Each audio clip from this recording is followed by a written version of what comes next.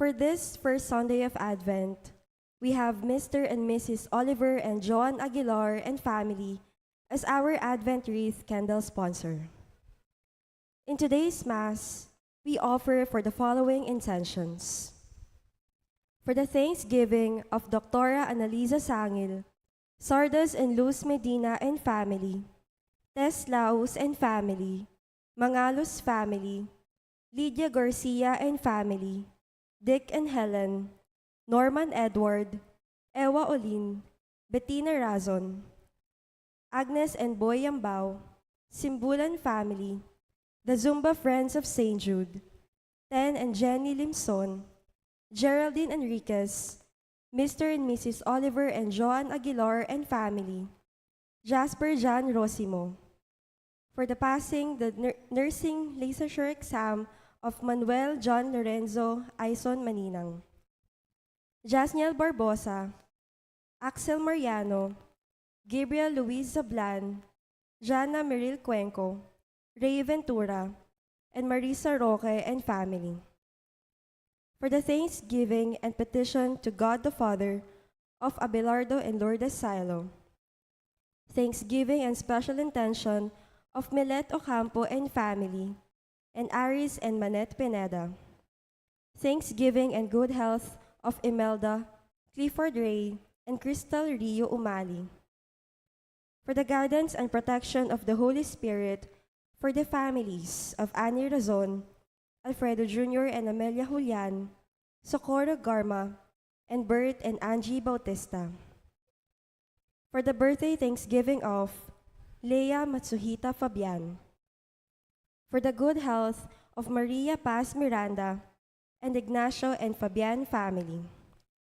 Good health and complete healing of Emeline and Takawinoe, Josie Palafox, June Roque, Resurrection Tala, Dr. Rowena San Mateo, Lourdes and Joey Silo, Ben De Jesus, Lorna David, and Fred Caballa. For the good health and complete healing from cancer and all sickness of Ana Marie Santos. Complete healing and speedy recovery of Remigio Pangan, Elaine de la Cruz and family, Dr. Annalisa Osorio, Reynardo Ventura, Clarita Dorwelo, Mariel Guevara Miranda, Merly Freeland, Maria Reyes, Abelardo and Lourdes Silo, Corazon Figueroa, and Neil Tanueco. For the special intention and good health of Kathleen Ignacio. For the special intentions of Vic and Tita Hinko, Sarina and Patricia Foronda, Lori, Romel, Raskid Medina, Dr. Brando and Luella Angeles, Orlando and Rosel Pesigan, Rebecca Gomez, Choi and Yan Hizon, Paulo and Tuesday Hizon, Ann Paulette Malang, William Russell Malang and family, Russell, Bianca, and Jared Reese Siron, Joy and Vicky Blanco, Ian Josh Parungaw, Ian Parungaw, Romel, Riza, and Pauline Del Rosario, Eleanor Ventura, Simbulan family, Jerome and Patrice Mercado, Mr. and Mrs. Gerald Ignacio, Richie Ann Madayag, Danzel Marie Madayag, and Robbie Favor.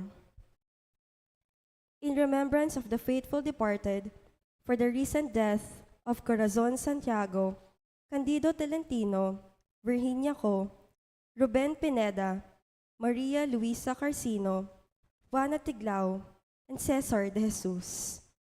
We also pray for the souls of Juanito and Romula Serrano, Liberato Levi Laos, Potenciana and Seferino Laos, Francisco and Juliana Abes, Richard Jules Medina, Sar Noel Medina, Agaton and Consolacion Bartolome, Eloy Sr. and Purita Medina, Virgilio Bartolome, Melencio Bartolome, Pedro and Purita Cagaanan, Avelina de la Cruz, Rodolfo Siriaco, Elpidio del Rosario, Marian Ocampo, Amando Layag Sr., Estela Layag, Narciso Layag, Magdalena and Eligio Madrid, Marnie Castro, Honorato Bustos, Oscar, Democrito, Cesar Umali, Natividad Buwan, Cristeta Lumbang, Merla and Olga Mangalus, Yuri J. Stua, Ramon Ramoneda Sr.,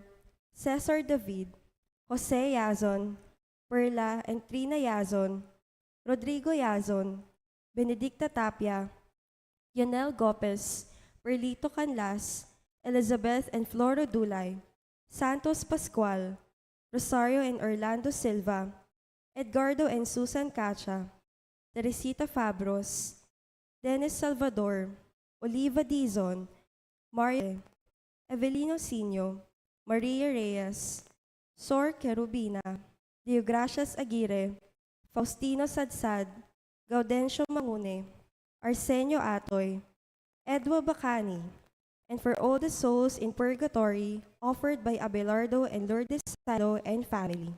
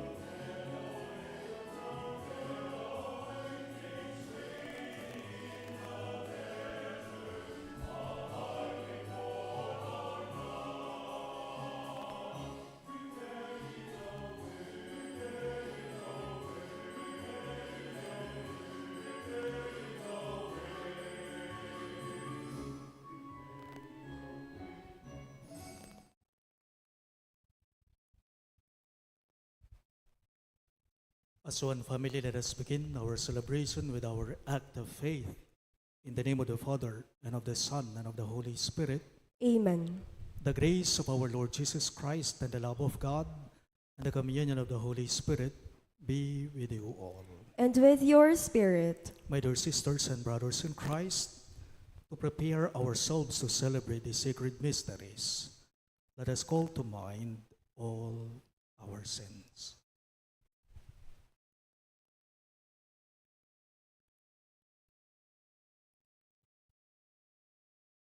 All together we say, I confess To Almighty God, and to you, my brothers and sisters, that I have greatly sinned in my thoughts and in my words, in what I have done and in what I have failed to do, through my fault, through my fault, through my most grievous fault. Therefore, I ask Blessed Mary, ever Virgin, all the angels and saints, and you, my brothers and sisters, to pray for me to the Lord our God.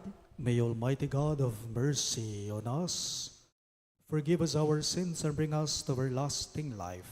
Amen.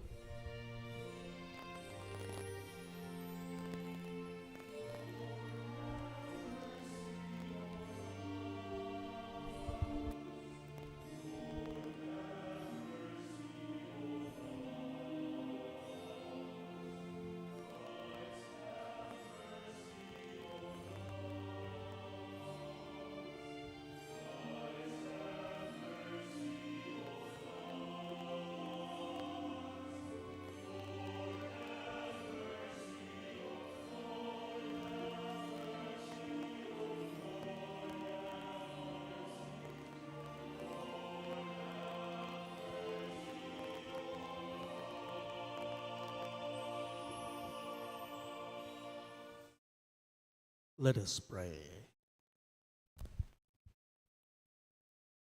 Grant your faithful, we pray, Almighty God, to resolve to run forth to meet your Christ with righteous deeds at his coming, so that gathered at his right hand, they may be worthy to possess the heavenly kingdom.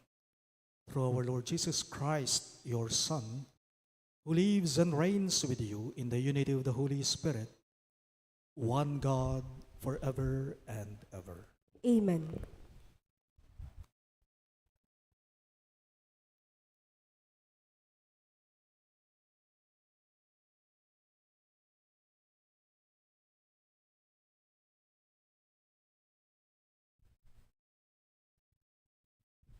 A reading from the book of the prophet Isaiah.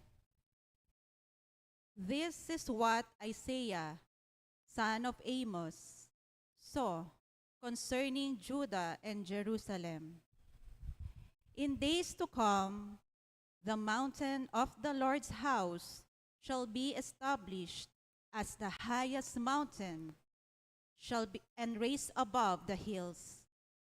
All nations shall stream toward it.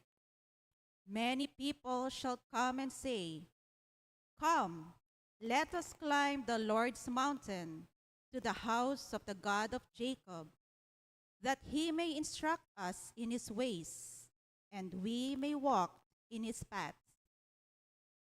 For from Zion shall go forth instruction, and the word of the Lord from Jerusalem. He shall judge between the nations and impose terms on many peoples.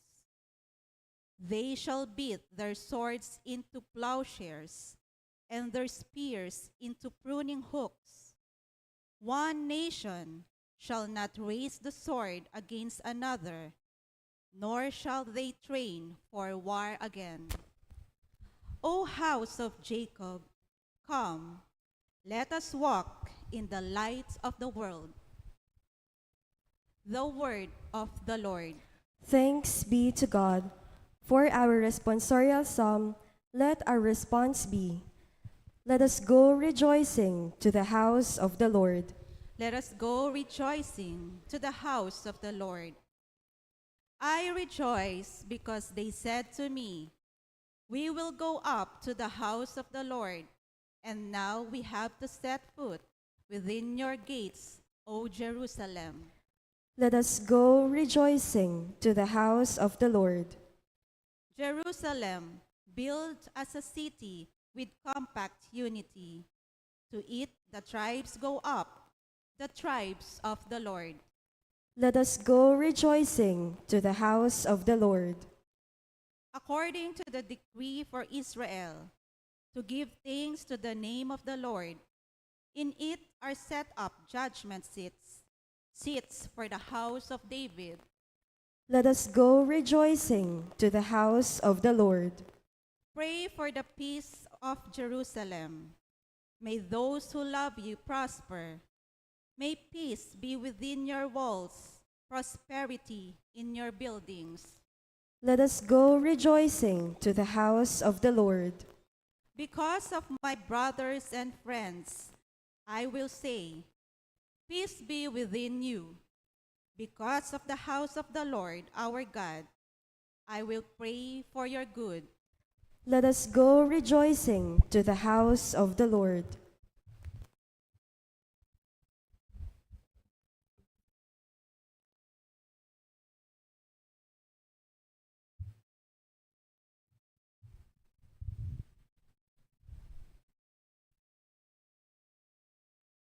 A reading from the letter of St. Paul to the Romans. Brothers and sisters, you know the time. It is the hour now for you to awake from sleep. For our salvation is nearer now than when we first believed. The night is advanced, the day is at hand. Let us then throw off the works of darkness and put the armor of light. Let us conduct ourselves properly as in the day, not in orgies and drunkenness, not in promiscuity and lust, not in rivalry and jealousy, but put on the Lord Jesus Christ and make no provision for the desires of the flesh. The word of the Lord. Thanks be to God. We all rise to honor the Holy Gospel.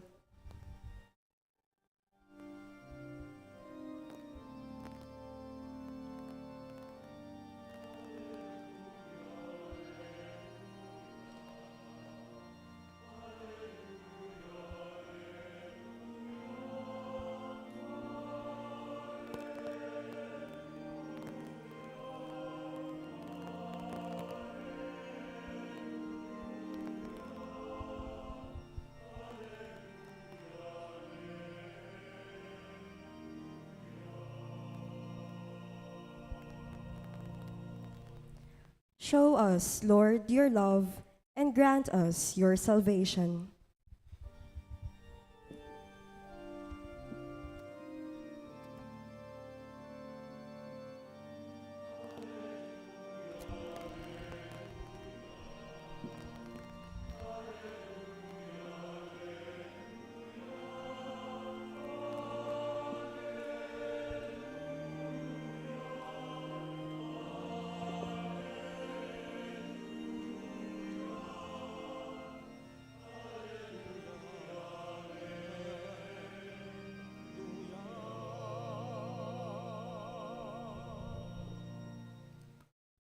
The Lord be with you. And with your spirit. A reading from the Holy Gospel according to Saint Matthew. Glory to you, O Lord.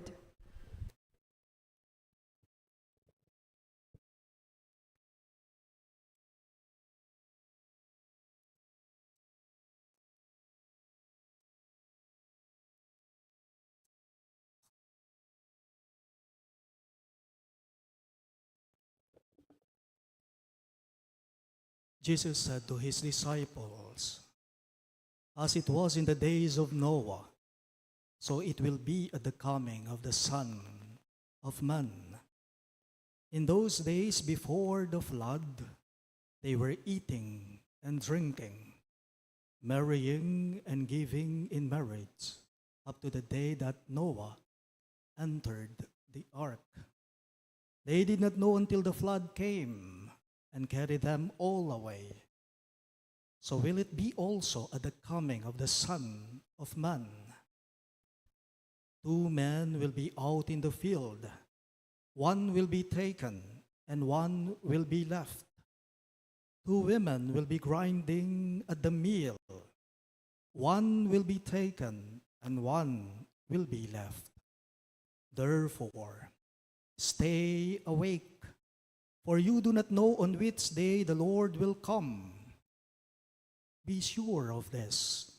If the master of the house had known the hour of night when the thief was coming, he would have stayed awake and not let his house be broken into. So too you also must be prepared. For at an hour you do not expect the Son of Man will come. My dear friends, the good news of our salvation.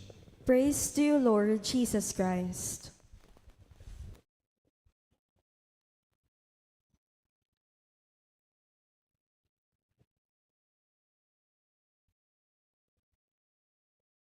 Good morning there, everyone.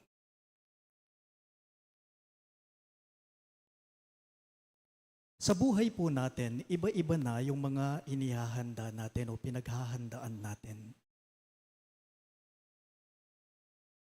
Iba-ibang mga bagay na yung mga pinaghahandaan natin sa buhay, hindi po ba? We encounter different types of preparations in our lives. Halimbawa po, kapag kami inihahanda ka, siyempre siguradong nagpaplano ka, naghihintay ka. We encounter different types of preparation in our lives. Why? Because we are waiting for someone to come, or we are waiting for something to happen in our lives. Kaya nga't kung minsan, kapag ka naghahanda tayo, nagpaplano tayo, ibinubuhos natin yung sarili natin, yung panahon natin, yung oras natin sa hinihintay natin, sa pinaghahandaan natin. Sometimes we spend a lot of money and even our own energy for these preparations. Sige nga po, ano bang mga pinaghahandaan natin sa buhay? Nanula mo ring sa sadyata mo. Halimbawa po, birthday party. Pinagpaplanuhan yan. Pinaghahandaan yan. Birth of a baby. 9 months, maghihintay ka. Magpaplano ka. Siyempre, maghahanda ka.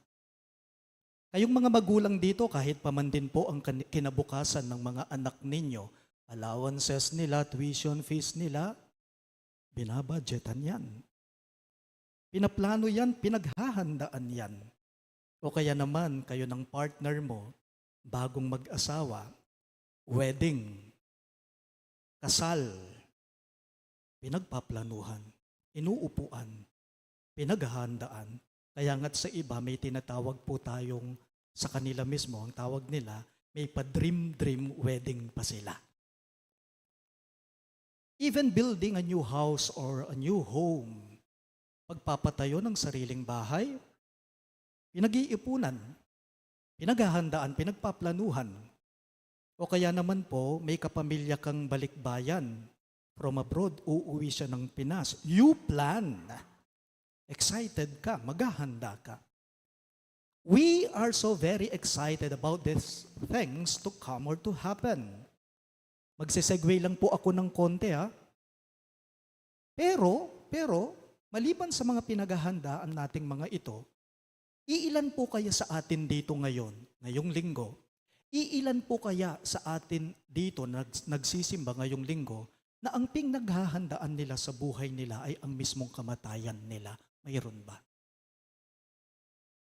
Mayroon ba sa atin dito, ang pinaghahandaan mo ay walang iba, kundi ang mismong kamatayan mo, kung anong damit na ipapasuot sa'yo, kung ilang araw kang ibuburol, saan ka ililibing, anong mga bulaklak ang gagamitin sa burol mo, o anong kulay ng kabaong mo.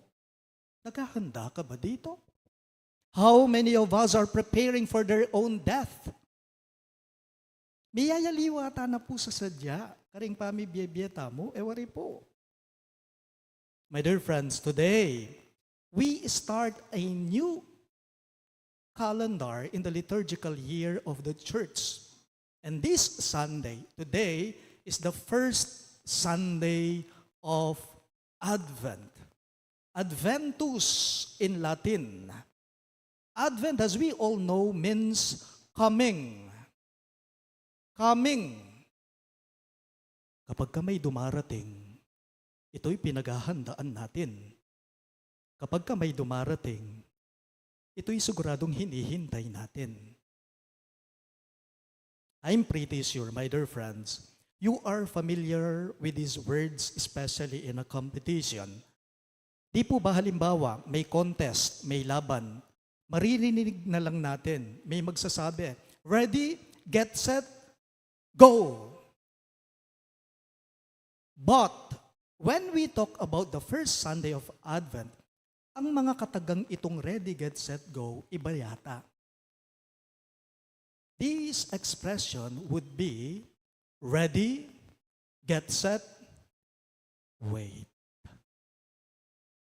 Sa Advent, iba. Ready, get set, you wait. Advent means coming, waiting. In our gospel today, it speaks about watchfulness and preparation on our part. Mingat kayo, nga naning mipas sa ebanghelyo, magsadya kayo sanang parati karing pamibyebeyo, nga namupo rin iti kay katamo, ngening Domingo. Mayroon daw pong isang babae, mabigat na ang pinagdadaanan niya sa buhay, wala na siyang malalapitan, wala na siyang matatakbuhan, wala na talaga siyang matatawagan. Ang ginawa niya, nagdasal po siya ng mataimtim sa Diyos. Ang babaeng ito, sabi niya, Lord, iniwan na po ako ng mister ko, kami po ng mga anak ko. Lord, wala naman po akong regular na trabaho.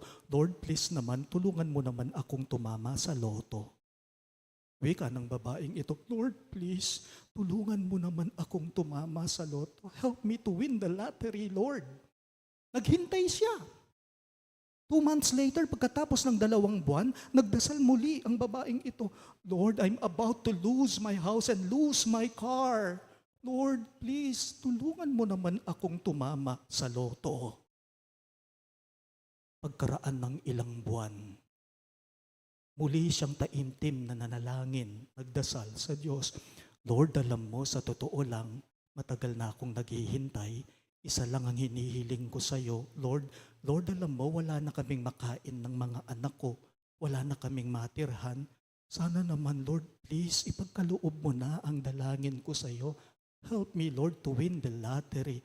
Tulungan mo akong tumama sa loto. Pagkatapos nun, biglang may nagliwanag sa itaas, bumababa sa harapan niya. At noong ang liwanag ay nasa harapan niya, mayroon siyang narinig na boses na nagmumula sa liwanag. Ang sabi nito, alam mo, miss, hindi kita matutulungan kung hindi ka muna tataya sa loto. Tumaya ka muna upang matulungan kita. Tanong ko lang po, what are we really waiting for? What are we really preparing for or looking for? Are we looking for a miracle? Kung ang hinihintay po natin ay ang Diyos sa Pasko, dumating na siya more than 2,000 years ago na ang nakakaraan. And if we are waiting for the Holy Spirit to dwell among us, my dear friends, the Holy Spirit is already in us. But sometimes we do not recognize the presence and role of the Holy Spirit in our lives. Ano ba talaga ang pinaghahandaan natin? Ano bang hinihintay natin? What are we waiting for? Every Sunday, nagsisimba ka. Walang problema. We attend Mass. We pray and have our novena. We receive regularly the Holy Communion. And Christ becomes a part of you, of us. But after the Mass, after the celebration of the Holy Eucharist, we return to our old habits. Walang kwenta. Pagkatapos ng misa, balik sa dating gawi, ang ating pag-uugali, yata gusto ka nita ito. Wari. Advent season, Adventus, this Advent season, what God is looking, what God is waiting from us is a changed way of life, a new direction and a renewed life. Ita mo pong magadviento, kapag nasana ni nga pong ginukay katamo, panaya na ni nga pong ginukay katamo, na sana po, bibiyebiyeta mong kalupa na ning makanini. Mikabiyeng akakit taya sanay nga pong ginukaring kalupata mong tao at makanyan mo naman ilake katamo.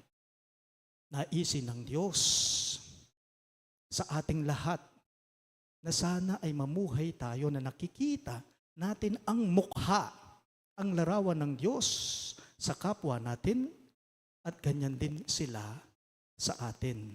Meaning, bagong buhay, bagong puso, bagong pagkatao, bagong ikaw mismo. Ang bagong buhay na tinutukoy ni Jesus sa atin ngayong linggong ito ay hindi lamang po ngayong panahon ng Advento, hindi po. Ang bagong buhay na tinutukoy sa atin ni Jesus ngayon, ang ating ebanghelyo, ang bagong buhay na tinutukoy nito, dapat palagi. Lagi. Pangmatagalan, pang magpakailanman. Tila ba isang kanta lang yan, now and forever. Hindi lang ngayon, kahit pa man din sa mga darating pang panahon. Meron daw pong isang maestro. Tinanong niya ang kanyang mga disipulo. Ang tanong niya ay ito. Sabi ng master na ito sa mga disipulo niya, how can we determine that another day will come? How can we determine that another day will come? Tanong niya sa mga disipulo niya, sumagot yung isa, Master, halos magiging gabi na po, padilim na po. Magkakaroon po ng bagong buhay, bagong bukas, bagong araw. Bukas po kapag ka nagliwanag na kasi madilim na, gabi na. No. Sabi ng master na ito, sumagot na naman yung isang disipulo niya, Master, I believe, Master, when the sun begins to rise, that's the sign, Master, that another day will come. You didn't get the right answer. Sabi ng master na ito sa mga disipulo niya. Tapos simple lang po ang sinabi niya. Wika ng master na ito sa mga disciples niya.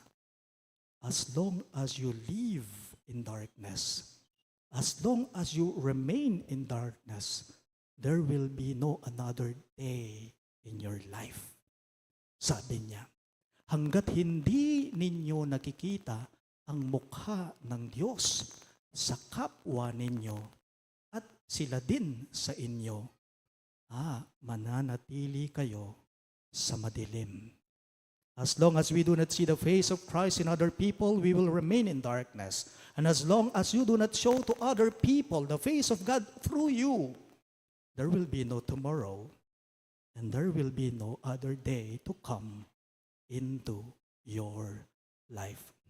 Panahon ng Adbyento, panagkat na kaya katamo, bayong tao, bayong puso, ating pamagbayo, karing pilubluban dama. Let us pray therefore, my dear friends, to God, that He may give us His grace of waiting, so that we may become more vigilant and still awake when He will come again. Amen? Please all rise. We now profess our faith. I believe In one God, the Father Almighty, maker of heaven and earth, of all things visible and invisible. I believe in one Lord Jesus Christ, the only begotten Son of God, born of the Father before all ages, God from God, light from light, true God from true God, begotten, not made, consubstantial with the Father. Through Him all things were made. For us men and for our salvation, He came down from heaven, and by the Holy Spirit was incarnate of the Virgin Mary and became man. For our sake He was crucified under Pontius Pilate. He suffered death and was buried, and rose again on the third day in accordance with the Scriptures. He ascended into heaven and is seated at the right hand of the Father. He will come again in glory to judge the living and the dead, and His kingdom will have no end. I believe in the Holy Spirit, the Lord, the giver of life, who proceeds from the Father and the Son, who with the Father and the Son is adored and glorified, who has spoken through the prophets. I believe in one Holy, Catholic, and Apostolic Church. I confess one baptism for the forgiveness of sins, and I look forward to the resurrection of the dead and the life of the world to come. Amen. My dear friends, we lift our hearts to the Father as we prepare for the coming of His Son into the world. Let us now ready our hearts, minds, and will as we all say, Father, grant us your salvation. All of us, please. Father, grant us your salvation. May we, the people of God, enter the season of Advent with eager expectation for an encounter with Christ, recognizing the darkness in the world and in our souls, but trusting in God's love. We pray. Father, grant us your salvation. May Pope Leo, bishops, priests, and deacons inspire in us a renewal of hope, that light will triumph over darkness, that love will conquer evil, and Jesus will change the world. We pray. Father, grant us your salvation. May public servants throw off the works of darkness and corruption and pursue integrity, humility, and empathy for the poor and the weak. We pray. Father, grant us your salvation. May nations turn swords into plowshares, weapons of war into instruments of food production, that peoples may enjoy peace and development. We pray. Father, grant us your salvation. May those undergoing great suffering receive healing and consolation, and those who have departed from this life find rest in the Lord. We pray. Father, grant us your salvation. May we take seriously our stewardship of creation and our care for the environment, especially through garbage segregation, its prompt collection, and the appropriate location of garbage sites far from public and residential areas. We pray. Father, grant us your salvation. Let us pray for the urgent concerns of our community and our personal intentions. We pray. Father, grant us your salvation. God our Father, help us to be faithful to you, just as you are faithful to us. Through our Lord Jesus Christ, your Son, who lives and reigns forever and ever. Amen.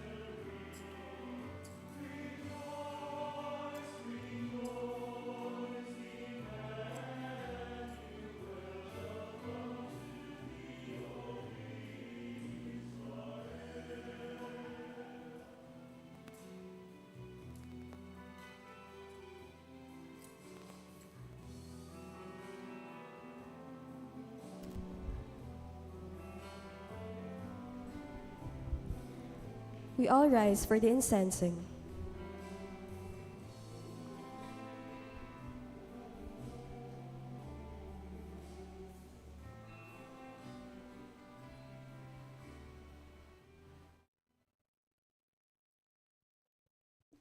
Pray, my dear friends, that my and your sacrifice may be acceptable to God, the Almighty Father. May the Lord accept the sacrifice at your hands for the praise and glory of his name, for our good and the good of all his holy church. Accept, we pray, O Lord, these offerings we make, gathered from among your gifts to us, and may what you grant us to celebrate devoutly here below gain for us the prize of eternal redemption. We ask this through Christ our Lord. Amen. The Lord be with you. And with your spirit, Lift up your hearts. we lift them up to the Lord. Let us give thanks to the Lord our God. It is right and just. It is truly right and just, our duty and our salvation, always and everywhere to give you thanks, Lord, Holy Father, Almighty and eternal God, through Christ our Lord. For he assumed at his first coming the lowliness of human flesh, and so fulfilled the design you formed long ago, and opened for us the way to eternal salvation, that when he comes again in glory and majesty, and all is at last made manifest, we who watch for that day may inherit the great promise, in which now we dare to hope. And so, with angels and archangels, with thrones and dominions, and with all the hosts and powers of heaven, we sing the hymn of your glory, as without end we all acclaim.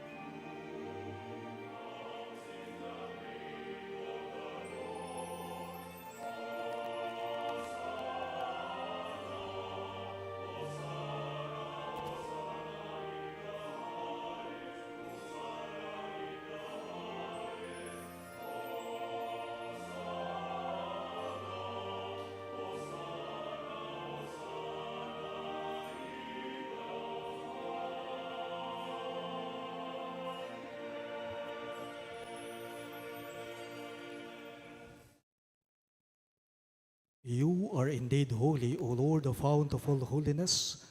Make holy, therefore, these gifts, we pray, by sending down your Spirit upon them like the dewfall, so that they may become for us the body and blood of our Lord Jesus Christ.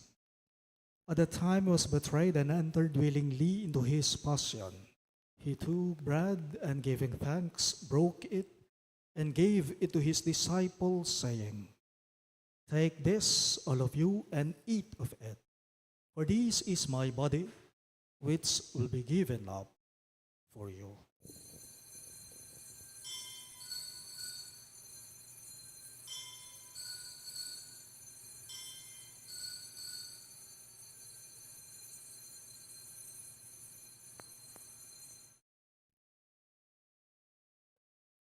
In a similar way, when supper was ended, he took the chalice, and once more giving thanks, he gave it to his disciples, saying, "Take this, all of you, and drink from it.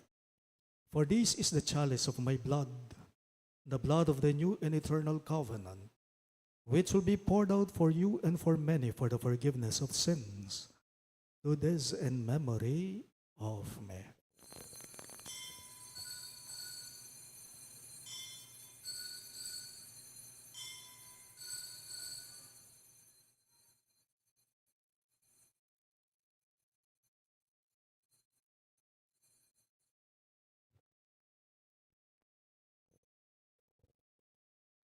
The mystery of faith.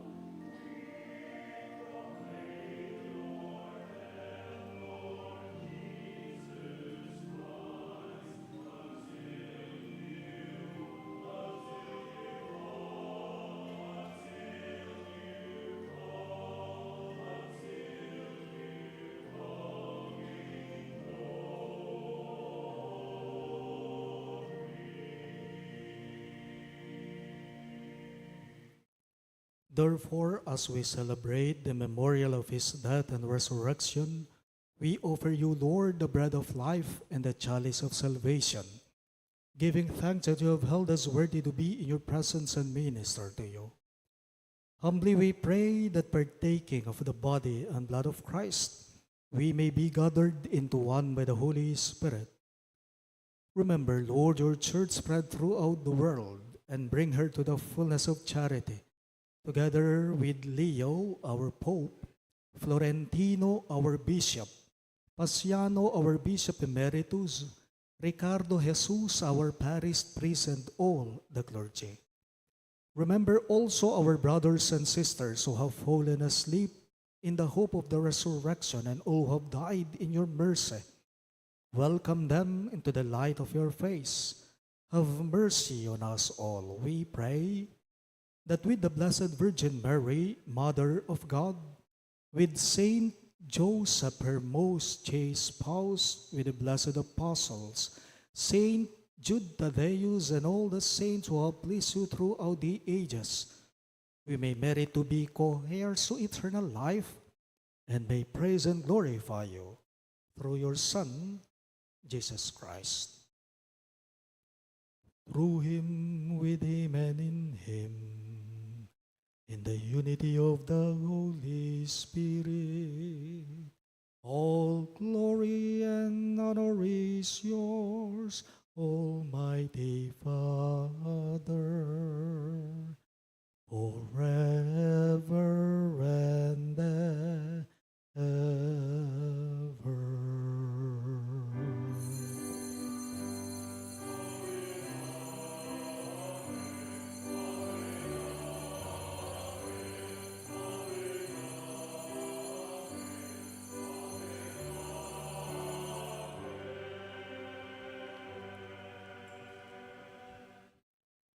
At the Savior's command and formed by divine teaching, we dare to pray.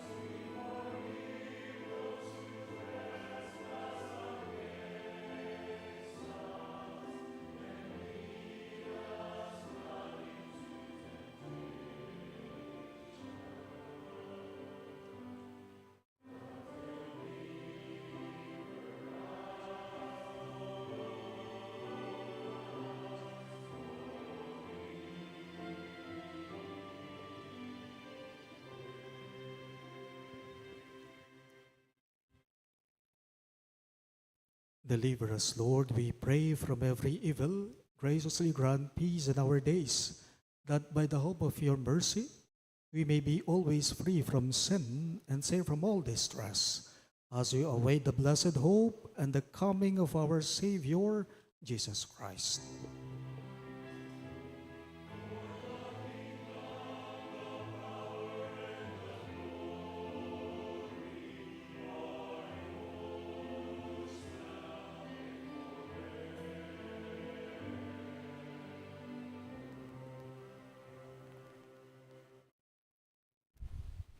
Lord Jesus Christ, who said to your apostles, "Peace I leave you, my peace I give you," look not on our sins, but on the faith of your church, and graciously grant our peace and unity in accordance with your will, who live and reign forever and ever.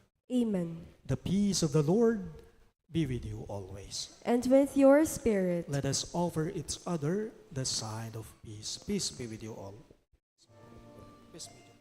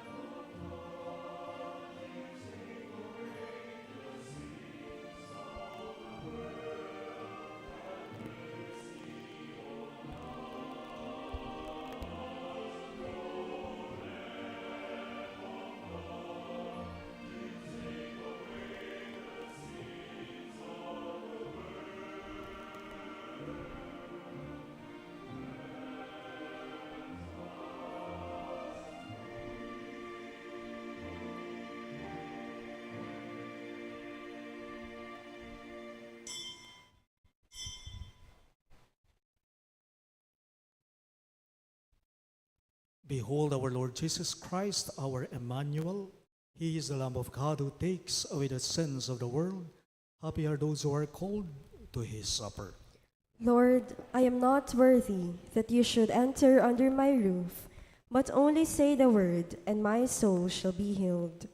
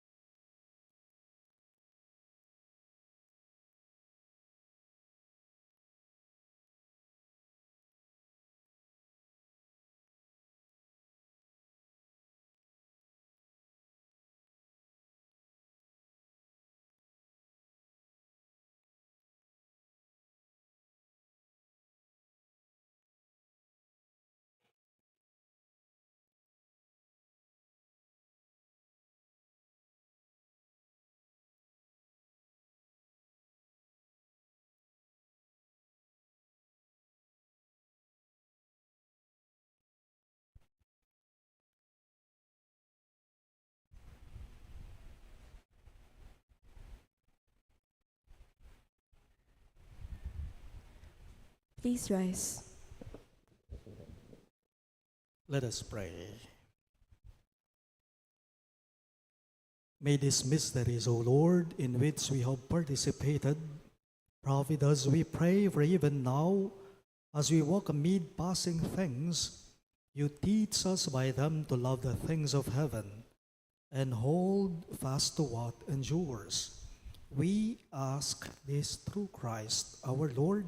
Amen. Please be seated for some announcements. As we prepare to celebrate the solemnity of the Immaculate Conception of the Blessed Virgin Mary on Monday, December 8th, the parish invites everyone to participate in a Triduum of Prayer on December 5, 6, and 7, Friday to Sunday. The schedule is as follows: 5:45 p.m. Holy Rosary, 6:10 p.m. Triduum Prayer, 6:30 p.m. Holy Mass. On the day of the solemnity, on Monday, December 8th, we shall have 2 Masses, at 7:30 a.m., which is in Kapampangan, and at 6:30 p.m., which is in English. May our Blessed Mother lead us closer to Christ as we honor her Immaculate Conception.